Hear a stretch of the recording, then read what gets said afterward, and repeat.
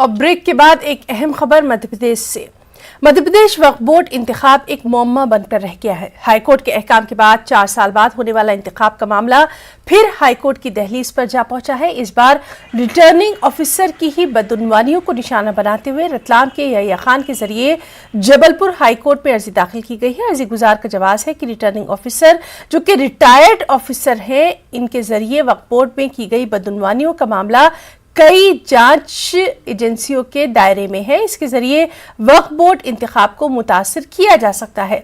अदालत ने समाअत के लिए मामले को 128 नंबर पर दर्ज किया है।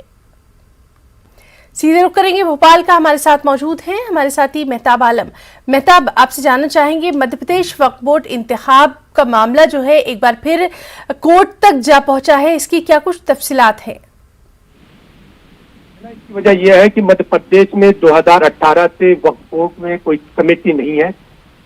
4 साल बाद हाई कोर्ट के काम के बाद इंतखाब हो रहे थे, लेकिन उसमें पहले बोर्ड के जरिए जो 7 रुकनी बोर्ड बनाया जा रहा है, उसको चैलेंज किया गया। और अब मामला यह है कि रिटर्निंग ऑफिसर को ही जो टारगेट किया गया है और रिटर्निंग ऑफिसर को बताया गया कि रिटर्निंग ऑफिसर जो है वो खुद जो है बहुत सारी बदउनवानियों में मुलविस है। उनके खिलाफ चाहे लोकायुक्त की बात की जाए या EOW, उनमें मामला उनके खिलाफ जांच का चल रहा है। तो जो लोग पहले से ही दागदार है, अगर उनके खिलाफ इस तरह के मामले पास रहेंगे तो वो इलेक्शन को मुतासिर कर सकते हैं। 128 नंबर पर आज जस्टिस संजय द्विवेदी की अदालत में समाअत होगी और उस पर देखना है कि अदालत अपना फैसला क्या सुनाती है।